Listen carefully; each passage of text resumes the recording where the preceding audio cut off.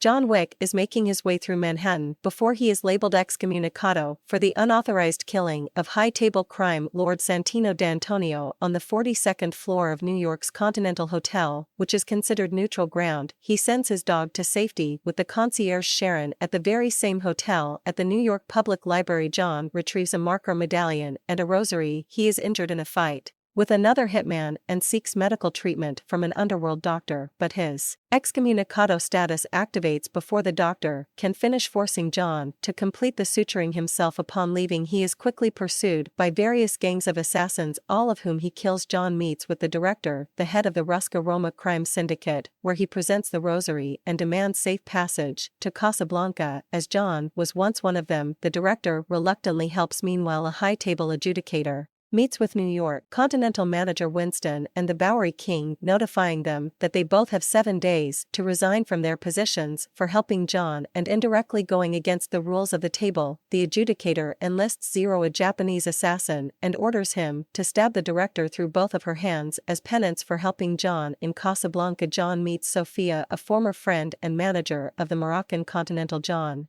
presents the marker medallion, which binds Sophia to return a favor from the past and demands to be directed to the elder, the only person above the high table. Sophia begrudgingly takes John to Barada, her former boss, who tells John he may find the elder by wandering through the desert until he can no longer walk. In exchange, Barada asks for one of Sophia's dogs. When she refuses, he shoots the dog, which survives due to his bulletproof vest. Sophia wants to kill Barada, but only wounds him. At John's warning, they fight their way out of the Casbah and drive into the desert, where she leaves John. 7 days later, the adjudicator and Zero confront the Bowery King, who refuses to abdicate his position. In response, Zero students slaughter his men while the king is slashed 7 times with a Japanese sword as penance. Meanwhile, John collapses in the desert and is brought to the elder, who asks why he is there. John states that he wants to live to keep the memory of the love he once had with his late wife. The elder agrees to forgive John's transgressions if he kills Winston and remains subservient to the high table for the remainder of his life. As a pledge to the elder, John severs his ring finger and gives his wedding ring to the elder. John returns to New York and is attacked by Zero and his students before reaching the protection of the Continental. There, in the safety of the hotel, Zero admits to being a fan of John. The adjudicator arrives, but Winston refuses to abdicate,